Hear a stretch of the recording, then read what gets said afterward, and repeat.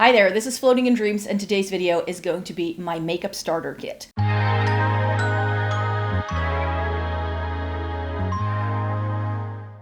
Welcome to everybody watching today. Thank you so very much for joining me. In today's video, I wanted to show you my recommendations if you were looking to either start your makeup kit, or maybe if you're looking to replenish some things, or you just want some general recommendations of products that I think you might want to invest in different categories. Then this is that video for you. If I look a little disheveled, I just came home from work, so this makeup isn't perfect. It's been on since 8 a.m. So if it's a little creased and smudgy, that's it. I just retouched my lip gloss and that was about it. So yeah, these recommendations that I have for you are going to be done in different categories. I will have multiple options in every single category. So there is a lot of product here. I'm even including tools that I recommend you look into. So I don't have time to be swatching all of these things, especially because it's the end of the day and I'm dealing with less daylight at the minute. So I will have links to all of these products down below because I have reviews up with these either as a video, either as a blog post. So if you want to see how things go on, how they apply to the face, what the shade match is like on someone with my complexion, I have all of that content, but it's going to be in a different place than this video, unfortunately. So I'm going to refer you to that. Let me get to all of these different products because there is a lot to talk about. My first step when it comes to doing my makeup is complexion. And complexion I find to be anything that has to do with my base. So powder, foundation, concealer, setting spray, primers. Am I missing something? I think that's sort of like my little category of like 5 products that I deem to be like complexion based. That's the baseline for any makeup look I do. And here is where I would recommend you invest a little bit more money. I think especially if we're first starting out with makeup or if we're trying to redo things, that we also want to do it at a budget-friendly, as a budget-friendly option. And where I feel you very much can find really good products at a drugstore or a budget price point, I feel that the categories to not do that is foundation and concealer. And that's especially because of my skin tone. I struggle a lot finding my exact match in foundations and concealers. If they are at a more affordable price point, I have to go higher end to find something that is going to match me. So that's why I would recommend splurging in those categories and possibly eyeshadow palettes. But the rest, I think you're pretty safe getting it from more affordable brands because most affordable brands do color products really, really well. It's definitely in the more complexion-based category where I'm like, you may want to look into things there a little bit more. So let me start with primer. With primer, I have found that the drugstore does it just as well as higher end brands. Sometimes the higher end brands just feel a little bit more luxurious. So depending on what you want to go for, you may not want to go for this option, but you want to go for the high end version of the exact same product. But I feel that the Essence Jelly Grip Primer is just as good as the Milk Hydro Grip, gets the same effect, and this doesn't expire as quickly as the Milk Makeup. So for me, I feel I get more bang for my buck because the Milk Makeup you have to use up pretty quickly because once it starts to turn that real dark green color, you know it's at the end of its lifespan and it's just too expensive to just sit in a drawer and not use it up. So here is what the Jelly Grip looks like close up. It's a very hydrating primer that has a slight green tinge, but that looks transparent on the base. And I prefer a more hydrating primer. If you have oily skin, I don't have too many recommendations for that because I do have dry skin myself. So that's where most of my recommendations are going to be. So if that's something that you're looking for, I don't have oily skin. I've never had oily skin myself. So that is just not something that I can really recommend anything for.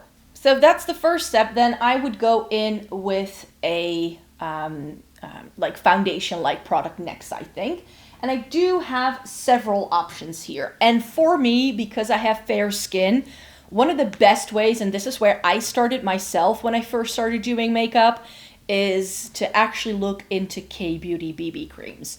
BB creams, cushion foundations from K-Beauty brands give me everything that I want, but they can be very difficult to shade match, especially if you have a deeper skin tone. But if you are fair like me and you're looking for something that's more in that mid-price range, that sort of like borderline drugstore-esque, but gives you the experience of a high-end foundation, then look no further than BB creams because they're really good.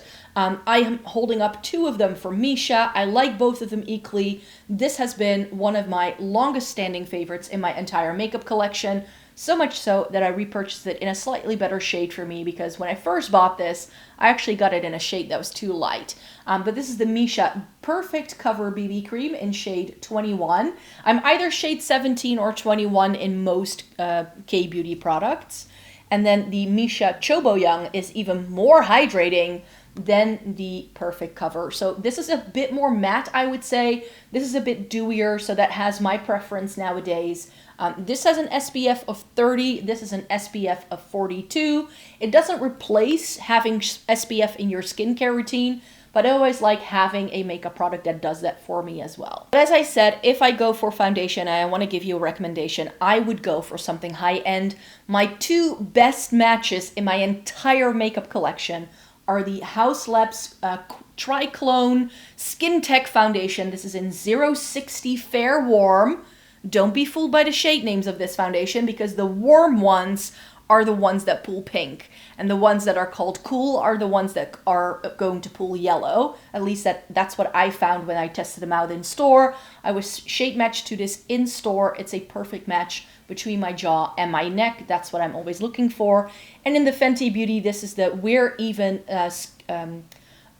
foundation, and this is in shade 125. So these are my 2 best shade matches. Both of these are, again, very hydrating, very dewy looking, especially the Fenty. Like the Fenty really gives you that glass skin effect. I love that. If that's not you, you may not like it. This I feel is a little bit more satiny. So the Hauslabs I feel can be a little bit more universally appealing. I also feel that wear time wise, this can last longer on a lot more different skin types than this is. If you have dry skin, go for this. It is amazing. I tested it out. I did a wear test with it when I did a full face of Fenty a couple of weeks ago, and I really enjoy both of these products. So these would be my foundations to invest in. For concealer as well, I said look to invest in a good concealer. I tend to prefer my higher-end concealers over my drugstore ones. I have a couple I really enjoy, but I just feel that higher-end brands do a slightly better job. They are dewy yet long-wearing, and that's what I'm looking for again in when it comes to concealers. One of the dewiest concealers on the market is the Glossier Stretch Concealer. Mine is in G12. I'm not sure what the shade is called currently because they did change the shade names ever since I got mine. But this is really, really stunning. You can just see, like, look at how shiny that is. That's how shiny it is on the face. If you don't like something that's shiny and that could potentially crease on you, this is not going to be for you. I like to use this best over a corrector though, because it doesn't have that much coverage. If you do want a little bit more coverage, if you're more like a medium coverage girly like I am, then I would recommend the Tower 28 Swipe On Concealer. Mine is in shade 3CC, and this is really, really stunning. It's a really good shade match for me. It's hydrating, yet it has a little bit more coverage. I can use it all over my face, not just on the under eye. I like a concealer that can multitask, and this is absolutely stunning. I need to start using this one more in June because that is a concealer that can expire a little quickly because Tower 28 is a clean beauty brand, so they don't use a lot of preservatives. If you're looking for something more long wearing, if you say, okay, I want a little bit more coverage, I want it to be super long wearing, but that does pull a little bit yellow in the shade range, I would say YSL All Hours. This is stunning. If you're looking for an affordable alternative to this, the True Match concealer, Radiant Match, whatever it's called, from L'Oreal is very similar to this. They are almost identical. In this, I did struggle to find my shade, so I did go for LC1. And you can see that even compared to my skin tone, it's a little bit yellow. But with concealer, I don't mind it because the yellow undertone in a concealer is actually sometimes better at correcting some of my redness in my face, which is what I use concealer for most, than other shades of concealer. So I feel if my concealer is too pink, it can accentuate the redness. So that's why I don't mind the yellow undertone in this as much as I had thought. So this is a nice one, and this is incredibly long wearing. The All Hours foundation from YSL as well. It's the only like long wearing foundation I even have in my entire makeup collection. They are really stunning products, but yeah, the concealer. And if you want to go for the matching foundation, you could. But those are good products for sure. Then to make sure that doesn't move around and everything stays into place, we're going in with powder. Yes, I have dry skin, but a finishing powder with just a very, very light dusting. I mean, my makeup look today is, I think, a pretty good showcase of how a powder can still make your makeup last, because I feel this doesn't look too bad at the end of the day. Like, this has been on for 10 plus hours and I'm still alive, you know? I don't look super greasy. My makeup hasn't rubbed off or looks weird in places. And for my recommendation, I have the high-end version in case you want to go and splurge. But this one from a much more affordable brand, I think this is a quarter of the price of this one, does exactly the same thing. So I feel you don't have to splurge on this, but if you just want to be bougie, you want to treat yourself, then get the Hourglass. So here is the Hourglass Ambient Lighting Powder in Diffused Light. I have a mini for travel, which I'm still using, and also to have the high-end option in my makeup collection whenever I reference these products. This is beautiful. I use this up. It took me a good 1.5 to 2 years with daily use to use up one of these, so it's definitely worth your money, but my regular viewers know how much I enjoy the Kiko version of that powder. Kiko Milano is one of my favorite drugstore brands. This is the Radiant Fusion powder in shade 1, and this is the exact same thing as the Hourglass. It does the same thing, the texture is the same, the shade is the same. But this is 15 euros, whereas the Hourglass is probably going to cost you close to 50. So that's the difference there. So I know what I pick. This is the thing I now purchase to have in my makeup collection. Again, you get a lot of product. It's taken me, I think, 2 years to use this one up in the past, and I've only repurchased it recently. I'm currently working on a different powder, but I love this one so much that I knew I had to have it in my collection at all times. And the finishing touch of any makeup look is a setting spray for me. Again, because I have dry skin, I like it to be a dewy setting spray. And the best one that I have found, and this is the only setting spray in my possession, is a Colourpop Pretty Fresh setting spray. This thing is lovely. It sets my makeup in place, but it doesn't make things overly dewy, yet it doesn't suck the life out of my makeup, which is what I have found with setting sprays, that sometimes they are a little bit too drying because they can have quite a bit of alcohol in, and where it's supposed to like mesh my makeup together, because I have dry skin, it's actually going to accentuate every dry patch I have. This one I have found makes my makeup last a little bit longer, yet it doesn't make my face look dry. So that's why I love this one. There are loads of other setting sprays on the market. Essence and Catrice do some good ones from time to time as well. So those are more affordable brands even than Colourpop, or if you're in Europe, easier to get than Colourpop. But yeah, that's a really lovely setting spray, and there's a reason why it's the only one in my makeup collection pretty much. Let's talk tools next, because I feel that that's sort of like a bit of a throwaway product. Whenever people do makeup starter kits, I really feel it focuses on the makeup and not so much on tools that make your life a little bit easier. So one of my favorite tools that I use on an almost daily basis is Q-tips. I get special ones that are cosmetic, and I'll show you on the back what it looks like.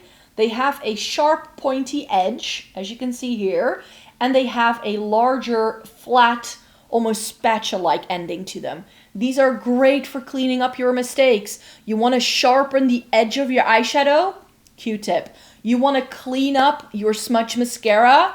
Q-tip. You want to clean up, I don't know, around your lip line?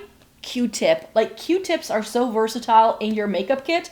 I think that in a pinch, you can even use these to apply eyeshadow, because they kind of work like a sponge tip applicator. So in a pinch, I think you could do a complete eye look with just your fingers and a couple of Q-tips. You don't need expensive tools to make a makeup look work. Another thing I love, if you do use brushes and you don't want to clean them constantly, is to invest in one of these little things. Mine comes in a little pot from Catrice, but many other brands do them. Sigma does a really nice version of this as well. I've had mine for years. I clean it every so often. And this is a quick and easy brush cleanser. The product was launched by a brand that called it a color switch. And what this allows you to do, especially it's a little sponge, and you can like rub your brush on it, and it takes most of the powder off. So it makes it easier to dip your next your eyeshadow brush into a new eyeshadow. So that way you don't get any color sort of going into the other eyeshadow. This works great for cleaning up brushes in between uses if you're using it with powder products. Speaking of makeup brushes, there are 4 brands that I rate really highly for their brushes. The first one I love is Zoeva. I know nobody talks about Zoeva anymore, but I have so many of their brushes till this day. This is one of their fluffy ones. I love using this one, either to like blend things out, but I especially love it along the lower lash line.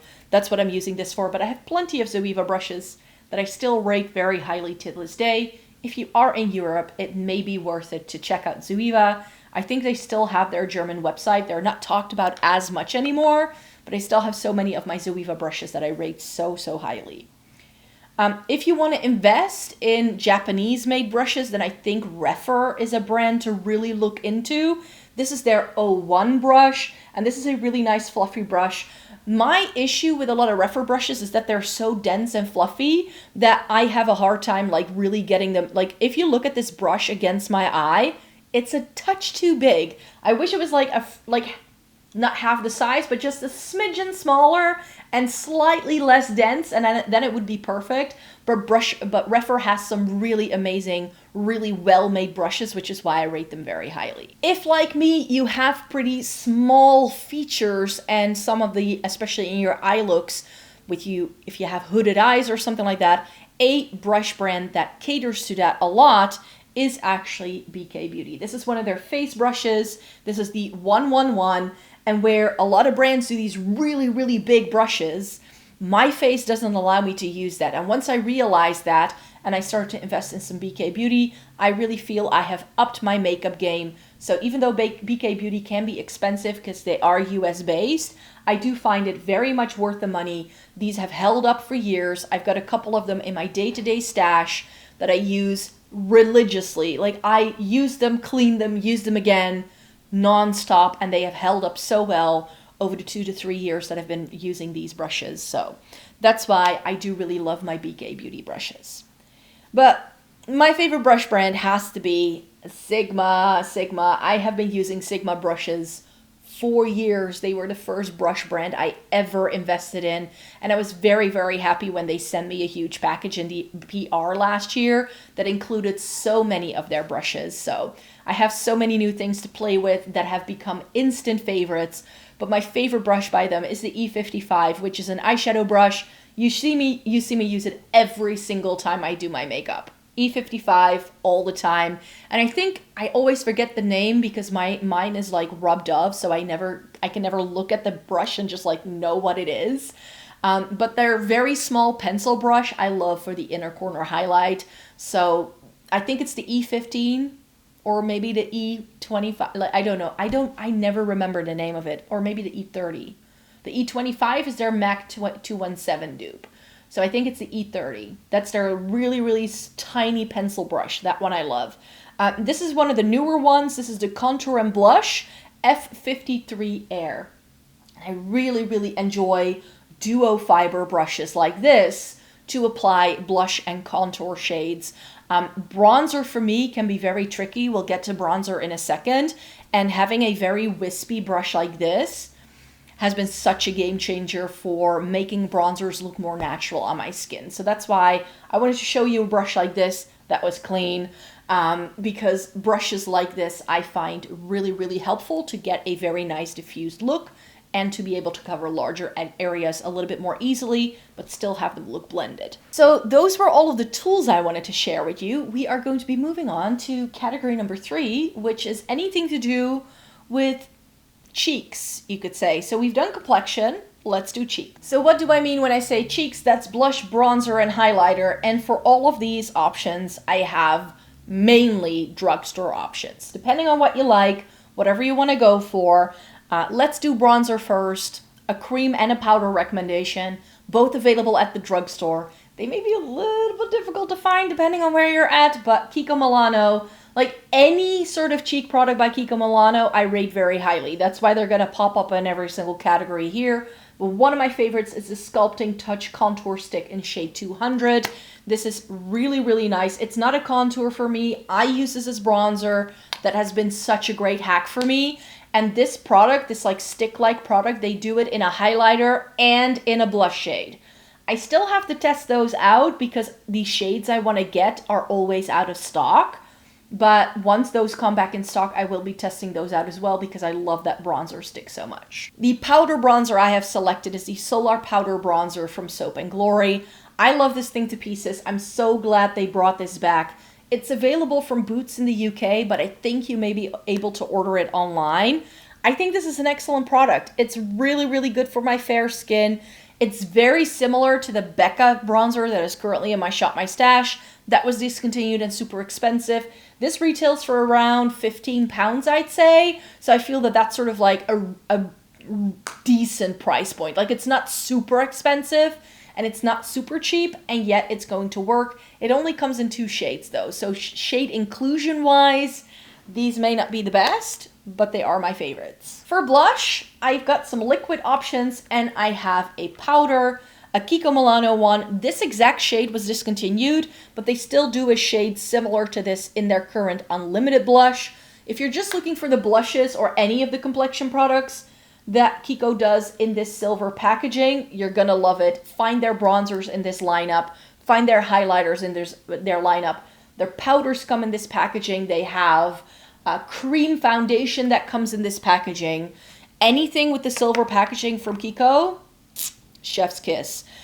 So that exact shade, like I said, it's shade 5 Marsala, but their shade 5 in the unlimited blush that they currently do is the exact same shade as that.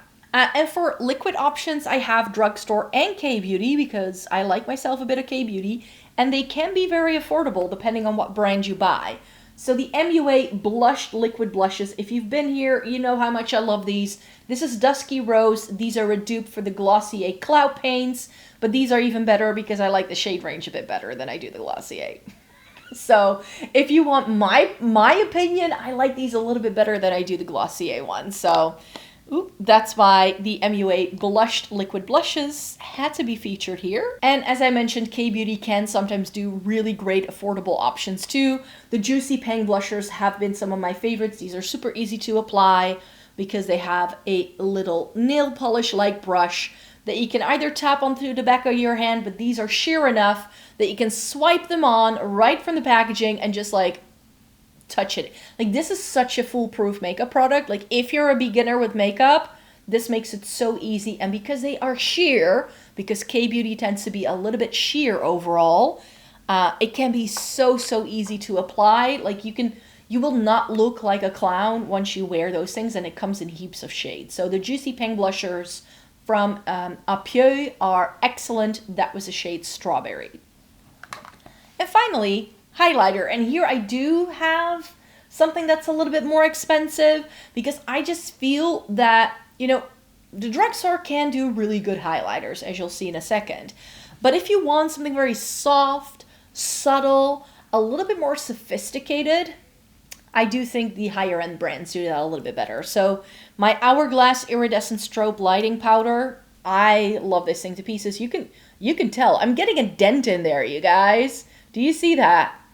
That's a sign of true love. This is a really pretty neutral peachy pink that doesn't look like much going on to the face, but it adds something. It adds that je ne sais quoi, where you have that hint of shine, but where it never looks like too much. So especially if you're a beginner and you don't want to overdo it, then looking into something like this may be something you might enjoy. The only brand that I've found that sort of comes close to the look of the Hourglass, but it's just a touch less sophisticated, it's a little bit more satin matte, is Kiko again. This is the Glow Fusion in shade 1. And yes, I've hit pan on this. Look at that dent. This is going to be something that I can use up in the future. I love this thing to pieces. Like the Hourglass, it's very soft focus, but I think I like the shade of the Hourglass one just a touch better. I've never found that sort of blend of shades in any other brand, really. So, but I really rate the Kiko one very highly. I mean, I hit pan. There's a reason why I hit pan on it. And I think the most overlooked drugstore highlighter is possibly the Catrice More Than Glow highlighters. These were hyped up quite a bit when they first launched. I know Andrea Mattiliano was talking about these a lot, but I haven't heard anybody talking about them in ages. I have mine in Ultimate Platinum Gaze, and this thing, it's stunning. It's very intense though. It's very high shine. Like, I'm wearing the Melt Digital Dust today. This is high shine. This makes your glow be visible from space. It's that kind of highlighter. So if you want something that has a lot of impact, that can also be used as eyeshadow, we love a multi-use product when we're first starting out, then this can be a really nice one. You can use this all over the face. You can very easily sheer it out, but apply it with a finger and you'll see what I mean. This is super intense. Use it on your brow bone, use it on your cheeks, use it as an inner corner highlight.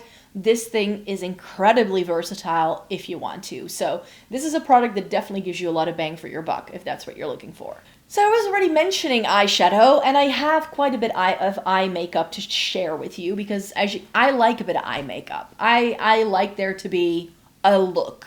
I don't mind what the rest of my face really looks like. I like to go for something pretty neutral on the face. I like to have a pretty clean base, sometimes a fun lip, but the eyes is really what I like to focus on. I like to wear colorful things. Yes, I wore bright pink eyeshadow to work today. Yes, I am that person. But we're going to find ourselves in the beginner realm here. So I have a lot of eye products that are sort of like single products, like brows, mascara, maybe a one and done shadow. I have some recommendations there. And then I also, of course, have palettes for you. Let's do brows first, because I think everybody likes a good brow. I just get them threaded once every while whenever I feel I need to, and then just kind of fill them in with a pencil, and then I use a brow gel on top. That's all I do. I don't have very sparse brows. I don't need a lot of shaping. Like I said, I just get them done every once in a while. That maintains the shape, and then I just fill in the sparse areas with a couple of products. My hair is quite light, but my brows do have a little bit more color to them, so I can get away with a lot of different brow shades, actually. My favorite brow pencil, the Soap & Glory Archery Brow Pencil. I swear by this thing. I've sworn by it, since 2014. This has been a long-standing favorite. It's a dual-ended brush, so you get a spoolie on one end and you get a very small nib. I have one in my Shop My Stash that's very close to being used up, but it comes in a little box if you try to find it in store. Again, available from Boots in the UK, but I do know they sell the brow products, especially in other places as well. And then this is atrocious looking because it's covered in stickers, but this is the Essence Make Me Brow, and this is how they prevent people from stealing things in the Dutch drugstore. I always just pick it up whenever I need a new one because this has been my favorite. I've tested out so many brow products, but this is my favorite brow gel. It doesn't expire like this because that's my issue with a lot of brow products, is that especially brow gels, within 2 to 3 weeks sometimes they start to smell like turpentine, or they get this really strong scent and then they become very gloopy. This happens even to super high-end things. This one I can use up until it's like gone, and it's fine. It's the Make Me Brow in Blondie Brows, and the Soap & Glory one I have in the shade Blonde. Let's do primer next, because I am a double prime gal. I'm not even sure if there's a technical term for this technique, but what I like to do to make my eyeshadow last all day, like this look did, because this has been on since 8 a.m. people. I've been blinking all day, talking to people, moving my face around, and yet I don't feel it's that smudgy. So how do I do that? At the start of my makeup routine, when I do my face primer, I go in with a clear primer. My favorite is the Milani eyeshadow primer. That's my all-time favorite. If you're in the EU and you can't get Milani, then maybe you want to look into the Kiko Neutral Eye Base. That's just as good. I'm currently using the NYX HD primer. At the drugstore, find a clear primer that you like. And this one is my recommendation. But then what I do, once that has time to like sit and marinate on my lids, because I do the rest of my makeup first, like I do my foundation, I do my cheeks, I do my brows. Once I get to my eye look, I go in with a MAC Paint Pot in Painterly. This is my third or fourth one. Like I always just repurchase it the minute it runs out. And as you can see, I've got a nice little dent in this one already as well. And I only got it last summer. I set it with a cream colored eyeshadow or with a bit of face powder to make sure it doesn't go anywhere. I don't like a sticky base. If you do like a sticky base, you can use this. You could also use a concealer. It's up to you. If I use concealer, no matter the concealer, it always creases. This, for some reason on me, doesn't crease. And it's especially the combo with the other primer that prevents this from creasing. I think what happens is that if I use a concealer, I use too much product. And that's why it creases. This allows me to get the thinnest level of application and still have it block out any redness or veining on my lids. That's what I use this for. So the first eyeshadow primer is for longevity. That's why I let it sit and marinate for a little bit before I go in with the next product, because that's usually how you make makeup last, is to just let it sit. Just don't move your face for a little while before you move on to the next step. This one I really use to block out my lids, to have a clean canvas, to make eyeshadow look vibrant, and to make sure it has something to attach to. I go in with the lightest dusting to set this in place, just to get rid of the tackiness. That's all I do. And you can use any eyeshadow for it. I have a single shadow that I keep separately in my stash. You can also use whatever cream colored eyeshadow is in your eyeshadow palette. So that's why I don't have a separate recommendation for that, because I tend to just use a MAC eyeshadow that I have either lying about or that I buy specifically for that purpose. I use up one eyeshadow every single year. Which one do you think it is? Oh yes, it's that cream colored eyeshadow I set my paint pot with every single time. But yeah, that's my go-to technique there. And then for mascara, I have a couple of favorites. Essence, Catrice, and Maybelline are my three favorites. These are unopened, so I can't show you the brushes, but I've shown these many times in videos, and I think this one is in my stash. This is the Essence Call Me Queen. It has a little ball on one end. It's really, really pretty. I have it on today with a little bit of the Catrice Glam and Doll Waterproof. I like going in with a waterproof mascara over my regular mascara to separate my lashes and to prevent smudging throughout the day. I just like that technique, so that works really well for me. So yeah, this is a favorite. I also like the Lash Princess, but this one came out later and I actually like it better. Wish they did that one in the brown. And then the Pure Volume from Catrice, specifically in this shade. And this shade is called Burgundy Brown. It's the best brown color for me because it has that hint of red. Works really well, and it's nice and dark, so not really black and not too like light as well. Like sometimes with a brown mascara it can look a little orange on me, but this one works so well. And the Maybelline The Falsies Lash Lift, another favorite.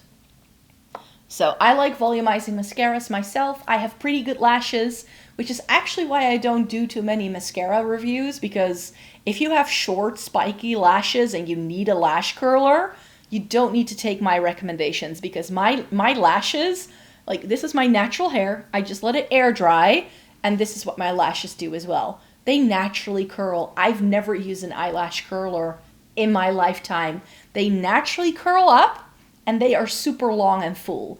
So I just need to coat them into something to give them a little bit more oomph, and I'm ready to go. So my lashes don't need a lot of attention, I'm afraid. And then we have a couple of one and done shadows. So here again, I would recommend going drugstore. Do they still do that? This is the only product where I'm like, this may be discontinued. I don't know.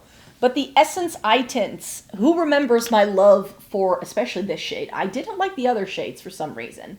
But Shimmering Taupe from the Luminous Eye Tints from Essence, I raved about it nonstop. You can see how much I've used it. To have this much in a liquid eyeshadow used by me, that's a once in a lifetime thing. This is super pretty. Put a little bit on your eye, use a fluffy brush to blend it out, and you have an instant eye look. This is absolutely stunning. Another instantly like one and done shadow look I feel you always get with some of the lighter shades in the Colourpop Super Shocks. I'm holding up So Quiche for a change. I love Ritz, I love Frog, I love Sailor, but So Quiche has a little bit more depth to it, so I feel you could get more use out of a shade like this than something like Ritz does. So this is absolutely stunning. Use it very lightly sheared out with a fluffy brush for a very sort of je ne sais quoi, is there anything on your lids kind of look, or you can build it up and make it look more smoky depending on like using your fingers or using different tools. This is a very, very versatile little eyeshadow, and I love mine so much so that I have a backup. And I'm not sure if you can see, but can you see that dent? Yes, I think the next time I take this traveling, I'm going to hit pan on it. And finally, where would we be with one and done shadows on this channel and not mentioning the Kiko water shadows? I also love the Kiko eyeshadow sticks and their eyeliners, but if you want my recommendation, then getting a powder eyeshadow, I don't know why, but to me, they're a little bit more versatile. That's just the way I feel. And the water shadows, this is in shade 6. This is their taupey shade, is really pretty. And what's so great about the water shadows from Kiko is that you can use these wet or dry. So depending on how you use them, they can give you a completely different effect.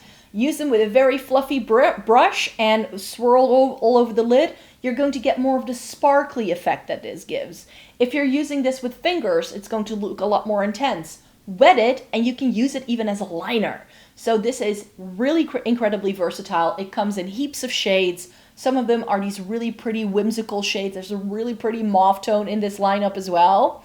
But you know how much I love taupe, so that's why I had to show you that one. Shall we do eyeshadow palettes last as like a separate category? Yeah, I'm going to tease you for a minute, and we're going to skip to lips first. Because we all know I like lips. Again, lipstick is so good at the drugstore. You don't need expensive lipsticks in order to get the look. You can definitely get the look for less. But I think if you want to go for a luxurious product, that lipsticks can have that very nice luxurious feel, and they can still be quite accessible. They're usually some of the most beginner-friendly products in higher-end ranges, to be quite fair. But if you don't have that much money and you do want the cheaper alternatives, you can definitely get it done. Go for Catrice. I just picked a random one from the what's this called? The Scandalous Matte range. This is in 060, Good Intentions.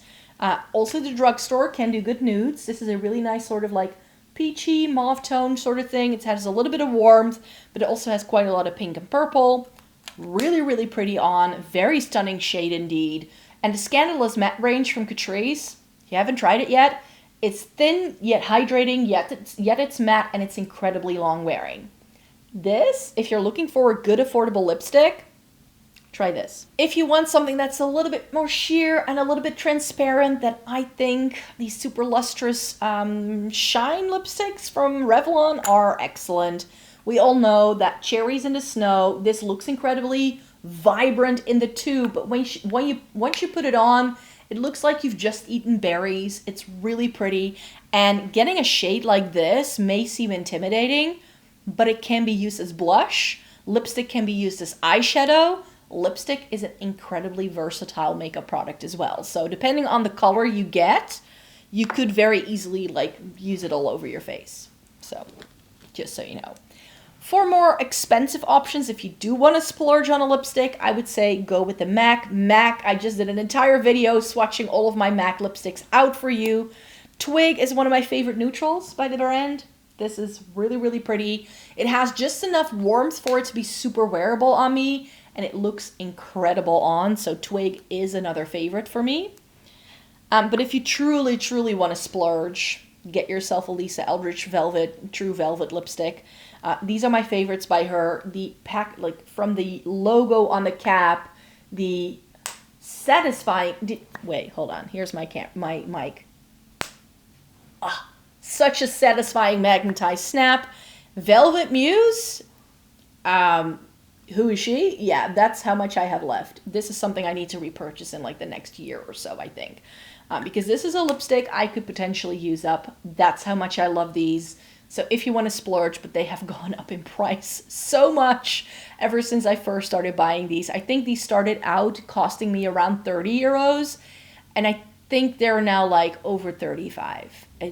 Inflation, it's terrible. But yeah, if you do want to splurge on a lipstick, I think Lisa Eldridge is still my favorite for that sort of thing. And finally, eyeshadow palettes, of course. if I were to recommend any eyeshadow palettes that you invest in, I think it really depends on what you're looking for. Are you looking for the most bang for your buck? So you want it to be affordable, but get a lot of product and a lot of shades. Got you there. If you're willing to spend a little bit more, but you want more interesting textures and all that, I have you there. And I also have you there if you're just looking for something that you want to splurge on. So that is like my favorite formula as well. So let's start with the best bang for your buck sort of situation. The most widely available option that is also quite affordable is the Beauty Bay brand. This is the smoky palette. It also comes in the 42 pan size, but this is the 16 pan, which I think if you're a beginner, you may want to go for the 42 one initially, because that may be your gut feeling, but it could be overwhelming. That's how I feel when I look at these ginormous palettes. I don't even know where to start. So maybe getting yourself a 16 pan may be a bit more manageable, depending on what you want to go for. Go for the 42 if you just want all the cool tones you could possibly want. This gives you a lot of product, a lot of bang for your buck. These are incredibly pigmented and just so easy to work with. You get beautiful shimmers, beautiful mattes. You get really nice, well-rounded looks no matter whether you buy the 16 pan or the 42 pan. No matter what you do, you get incredibly good product. You get 1.4 grams in every single pan in this, which is more than a standard eyeshadow. A standard eyeshadow is 1.2 grams. And I think I got both of the palettes in a sale for like 25 euros. And they do tons of shades. Like I have the cool tone ones because cool tones are my jam. But if you like really colorful things, or if you like warm tone neutrals, or just plain neutrals, or earth tones, or greens, whatever it is that floats your boat, Beauty Bay has this entire range of all of these different color stories. You pick the one that tickles your fancy. You can buy the combo for very little money if they have sales, and it gives you so many things. So I think if you're a beginner and you're just looking for a very good baseline when it comes to eyeshadow, these may be it. Let's say you're in the EU and you happen to have access to a brand called Glam Shop. They're a little bit more money, but I do feel that they're like the way these blend, I prefer them over the Beauty Bay ones. So the Beauty Bays are good. They're great. They're really excellent quality. But if you want to be able to blend your eyeshadows a little bit more easily, then maybe spending a little bit more can be good. I'm holding up one of the 15 pans. They also do 9 pans. The 9 pans are around 20 euros. These larger palettes are around 35. So a little bit more up there in price. But I also feel that in here you get some beautiful things. And I'm featuring this because it's so perfect for incredibly fair skin. Glam Shop is made in Poland, or at least they're a Polish brand. I'm not sure if it's made in Poland. It's made in Poland. It says here on the back. Made in Poland, made for Eastern European skin, you could say, which tends to have quite a lot of fair skinned people in. So they do a lot of things that are really good for fair tone people. So if, like me, if you have very light skin and you're struggling, or maybe that's why you're holding off of sometimes buying certain products because you can't find things that look good if you have very fair skin, check out Glam Shop because they do so many good things. This is their Creme de la Creme palette, which is one of their latest releases that they did this year. And I feel they've come out with some really beautiful things yet again. So I may have to place another order.